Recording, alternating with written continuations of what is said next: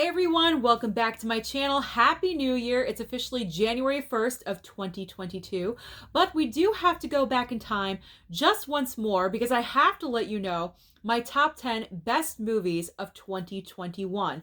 Now, I prefer to say my most favorite because honestly, my list is comprised mainly of comic book movies, guilty pleasures, but also there are a couple that are up for award season. But let's be honest, the majority of my list, you probably would not be dishing out awards anytime soon.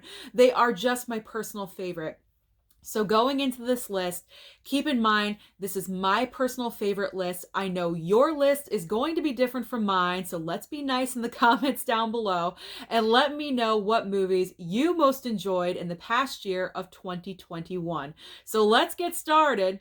Number 10 with Tick, Tick, Boom. I was so surprised with how much I enjoyed this film. The reason why it's on my top 10 is because I connected with this movie. I was a theater major in college, and that is the theme of this movie. It is the true life story of Jonathan Larson, who created the musical Rent, but it developed into a movie.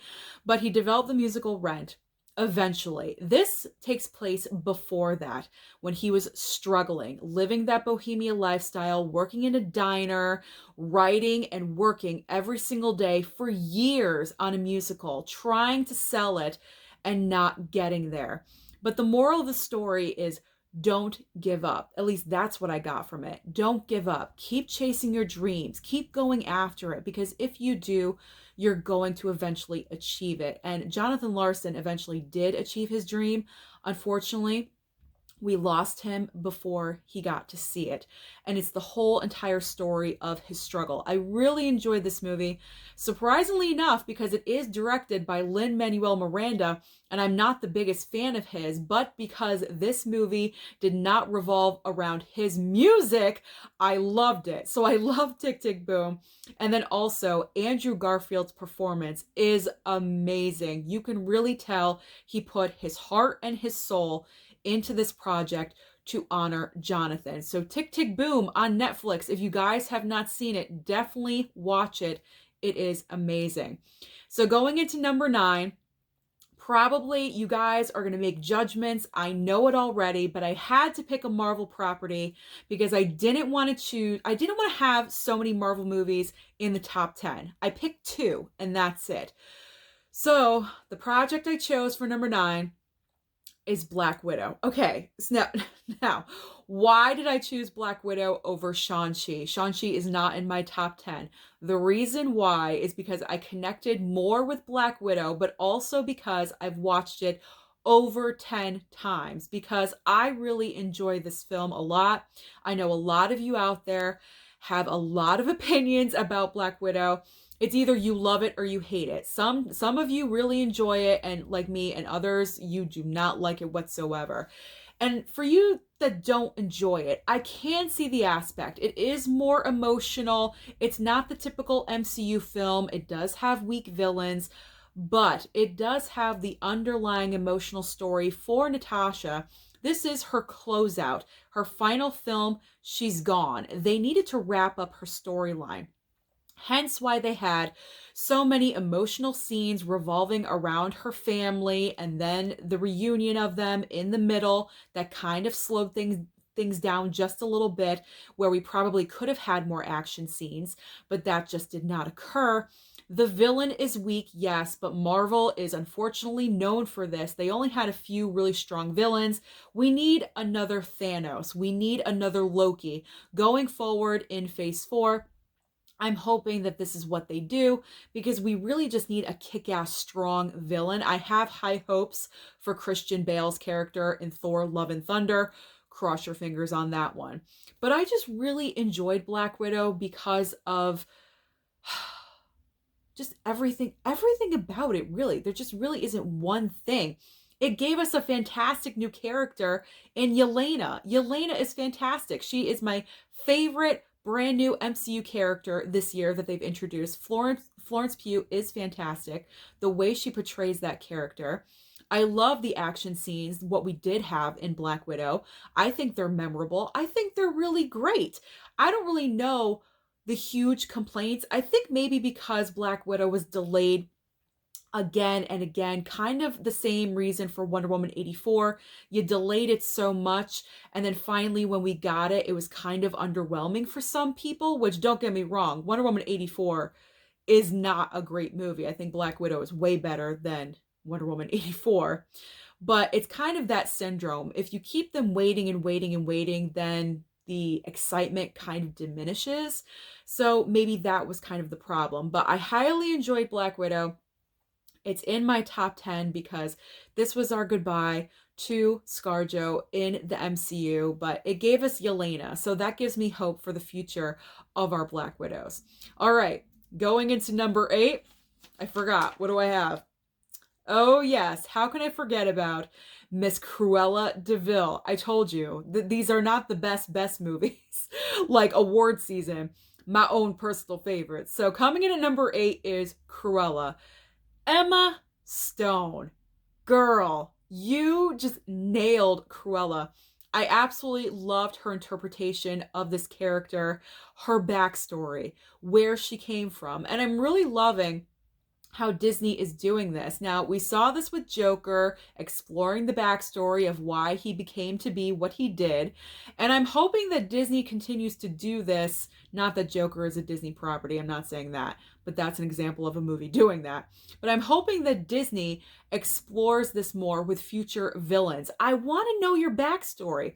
I've always been curious, even way before these projects were considered being done, why do villains turn out the way they do? What was up their butt? What happened in their life where they turned into villains? And I've always really loved Cruella de Vil. So when I heard about this project and I heard that Emma Stone was cast, I thought that was fantastic. I really enjoyed this movie. I went to the theater to see it. I had a great, amazing time. It's actually made more towards adults than for kids. I will say that. And I just had a really great time in this movie. I know a lot of people had complaints about all the music. I enjoyed it because I felt like the music really kept it going and it never got boring, because this movie does run over 2 hours. So to keep that up, I thought the music really helped. So Cruella for me was a great time. The fashion was absolutely fantastic. I love her being dumped out of the garbage. That's my favorite scene. I love that so much. So Cruella, Emma Stone, you did a great, fantastic job this year. Coming in at number 7, surprise, surprise, is The Mitchells versus the Machines. Now, I say surprise because I don't usually gravitate towards animation, but with this movie, I connected to it. So I really enjoyed it. I was bored one afternoon, a rare time when I have nothing to do. So I put on The Mitchells versus the Machines, and I really connected with the lead girl. I think her name is Katie or Kate, something like that. And she doesn't fit in, and she's kind of weird and awkward, but she's cool because she's doing her own thing and she wants to do her own thing. And then she also has this little, push and pull with her father. And I relate to that because sometimes my dad and I, we clash and we have differences. So that, of course, is relatable. So overall, I just had a great fun time with The Mitchells versus the Machines.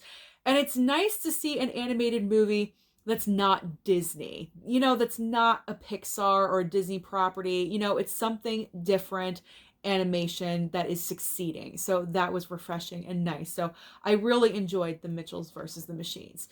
Coming in at number 6, right out of the top 5, is A Quiet Place Part 2. Now, we were all really kind of scared because the first Quiet Place was so amazing. It was a phenomenon what John Krasinski managed to do with that film. It took horror to a completely different level. Was the sequel going to live up to the original? I'm here to tell you, it definitely did. I know I said better than the original when I first saw it, but I think that's because I was on the high of seeing it. The first is definitely the best. The first is always the best because it's right out of the gate. No one's ever seen it before, and it's, of course, going to be the best one. But the sequel for A Quiet Place Part 2, or I should say the sequel, A Quiet Place Part 2, definitely lived up to the first movie. The only possible complaint that I have is I wanted Emily Blunt to be the focus. I know Cillian Murphy kind of stepped into the role of the father figure because we no longer have John Krasinski because he unfortunately sacrificed himself in the first movie to save his children. But I wanted Emily Blunt to be the leader of that family. I really did. And I understand that if that was the case, the movie would have taken a total different direction. But I would have liked to have seen that. I wanted to see her lead her kids. I wanted to see, I don't know, I just wanted her to step up. Now, she really stepped up in the first movie, but now she's alone. She does not have her husband anymore, and she has 2 kids and a newborn. Wow, that's a lot to handle. Plus, you're trying to navigate around these monsters. If any complaint, it's that one. But this was a great movie as well. It definitely lived up to the first. It was intense. I was sitting there in the theater, white knuckling a little bit, and just, it did have the jump scares. It had more jump scares than the first one, I will say that. But it was a great, fun time to have in the movie theater. Coming in at number 5. All right, top 5. Here we go. The Suicide Squad. I know this movie did not do very well at the box office, but this is a great movie. And the reason why it is because of James Gunn. He wrote and directed this. He took on this project. Now, the first movie, it did make a lot of money at the box office, but when you look at it as a movie as a whole, it's boring. To me, it's boring. If you took Harley Quinn out of it, it's a boring movie because literally nothing is happening. They're confined to one activity. They're outside walking to one agenda of what they're doing. And that's pretty much it. It's all lit the same. It's very bleh and gloomy. Whereas James Gunn is full of ideas and color. And I totally appreciated it about this movie. Now, what also works about the Suicide Squad is that Harley Quinn, Margot Robbie, plays her so well as Harley Quinn. And we noticed that in the first movie. She dominated in the first one. In the second one, she's only in about half of the film. And I feel like that was very important because it gave the chance for the other castmates to shine in their roles. And she was not as dominant. And I felt like that really worked for the movie. And it just rounded out the cast as a whole. And then also James Gunn really took care of all the characters, gave them their moments. And the way he lit Harley and made Margot Robbie look throughout the entire movie, she was beautiful in every single scene. Now, she's beautiful in general, but every single time she was on camera, she looked absolutely amazing. And I feel like he just took care of her in such a way that she deserved and the character deserved as well. So as a whole, I really enjoyed the Suicide Squad, and I'm looking forward to seeing where this goes in the future. I'm not sure if James Gunn is going to be a part of it or not. I hope he will be. I also think another factor that was shocking was the starfish at the very end, like who suspected the gigantic starfish was going to be the big baddie that they fight at the end. And that could have been the reason why people were turned off by this movie, because they think it was totally outrageous, but that's actually following the comics from what I read. So he was being comic book accurate. So if you haven't seen the Suicide Squad, please stream it. It's back on HBO Max. Give it a try. Give it a watch. Support James Gunn. It's a really good time. Trust me. There are a couple of moments that are like, oh, okay, like a little bit of frontal nudity, but it's literally for 2 seconds and that's it.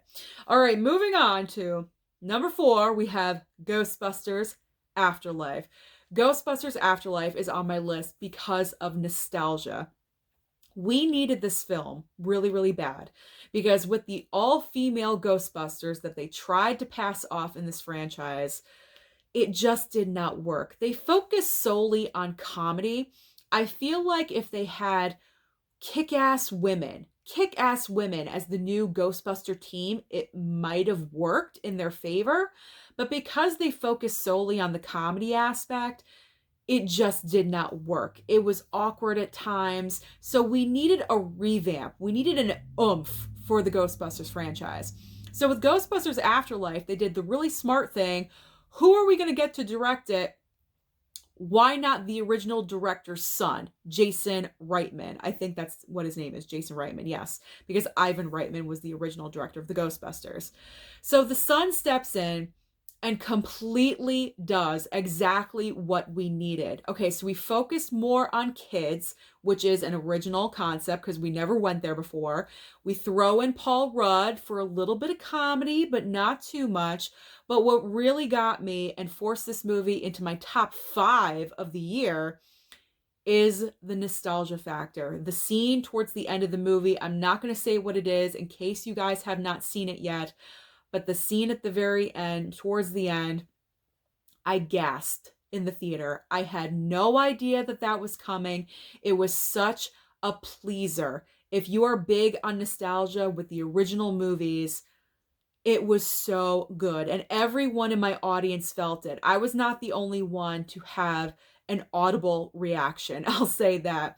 People were so happy. There was some clapping going on. And to honor Harold Ramis like they did in this movie. Unfortunately, we lost him a few years ago. I'm not exactly sure when he passed away, but we lost him, unfortunately. And so to honor him in such a fantastic way in this film was absolutely mind-blowing. So I'm loving what they're doing with the Ghostbusters franchise. I feel like now we can put this chapter to bed of the past and we can move forward. And I'm looking forward to seeing what they're going to do with it in the future. All right, going into the top 3. Number 3. Number 3 was an important one this year. It was an event, and it was only on HBO Max. Well, a couple of theaters here and there, but pretty much only on HBO Max. And this one was proof that when the public gets behind something, we can make stuff happen. And that is Zack Snyder's Justice League. Again, I told you, it's all comic book movies pretty much on my list. So Zack Snyder's Justice League was so important because we were robbed of a really great movie, I believe in 2017, because original Justice League, Zack Snyder had to leave the project. He had the family tragedy. And so Joss Whedon unfortunately stepped in and hacked everything up. And then Warner Brothers got involved and they hacked everything up. And it was not Zack Snyder's vision. When that came out, we were not satisfied. We were vocal about it. We got on Twitter. We started a movement. We want the Snyder Cut. And that is what we finally got. It was so exciting. When I first put this on, within the first 20 minutes, I started tearing up because this movie was a complete 180 from the movie that we were given, 4 years prior. It was absolutely incredible. This was the completion of Zack Snyder's vision of what he wanted to show us, and it was absolutely fantastic. Now, it's not the most rewatchable movie for me because it is 4 hours long, but that does not mean that I haven't watched it several times. I think I've watched it four full times, and it's satisfying. It really is. And the most important part is that if you're going to have a 4-hour movie, it better not feel like 4 hours. And it definitely does not. The time goes by fairly quickly. It always keeps moving. And this was just like redemption. It really was. It was redemption. It was an event. It was fantastic. So what movie is the runner-up? In the second spot is King Richard. King Richard. I love biopics, and King Richard is one of the best biopics that I have ever seen. Will Smith gives a performance of a lifetime in this film, but not only him, all of the other actors as well pull off a really fantastic job in the movie. This is absolutely one of the best inspirational stories as well. Because we know Venus and Serena, but the movie actually focuses more on Venus than it does on Serena, but we know who they are. They are the fantastic tennis champs. We know them, we love them, but we didn't really know about their father, and he was the driving force to push them to become something. He had a life plan for them written out before they were even born, and just to keep them out of trouble, because where they lived, it was not a great area. I believe it was in Compton, if I'm remembering correctly. And so he wanted his girls to become something. He always wanted them to reach levels where they never dreamed possible. And watching the story unfold, it was just so inspirational. I know I keep using that word, but that's what this is. Like, you feel it in your heart. Within the first 15 minutes, I'm almost tearing up and I'm like, why am I almost crying? But it really is. It's one of those feel good movies that touches your heart, and Will Smith gives a fantastic performance. So because of that, it is the number 2. But the number 1, I would not be a Marvel fan if I did not put Spider-Man No Way Home as my number 1 movie of 2021. And the reason is because this was another event that we were waiting for and longing for. We've been wanting Spider-Man No Way Home for so long. We'd heard about the multiverse situation, of what was going to happen, all these Spider-Man worlds colliding, and to actually have it happen right in front of us with all of the main original actors that played them in all of the different movies. The nostalgia factor was on a level 1600. I had an amazing time in my theater watching this on opening night. I had a very active crowd, big Marvel fans in that audience, clapping, cheering. It was fantastic. This was a movie that you can enjoy with the entire family, and it was just satisfying all around. And then also Tom Holland, he gave a fantastic performance in this film, and it closed out his story as Peter Parker as being a boy. He's no longer a boy. He's now bridging the arc, and he's going over, transitioning into a man. And I'm looking forward to seeing his future. I think he's doing a trilogy again, going into the future with another trilogy, going into being a man. He's not a boy anymore. He's lost so many people. I'm trying not to do spoilers if you haven't seen it. He's lost people in his life. So he is now pretty much alone. So it's going to be interesting to see where he goes from here and what he's going to do. And I have a feeling they're going to introduce brand new characters, because he needs to have some friends in the future. But Spider-Man No Way Home was the event, and Marvel needed this. They really, really needed this, because a few of their movies in the beginning of the year were not that well received. A lot of people did not enjoy Eternals, and people were feeling some kind of way about Black Widow. So the MCU definitely needed a win, and they got it with Spider-Man No Way Home. So that is why it is my number 1 movie of the past year. Let me know down below what you enjoyed in 2021. What was your favorite? Don't forget to like and subscribe, and I'll see you next time.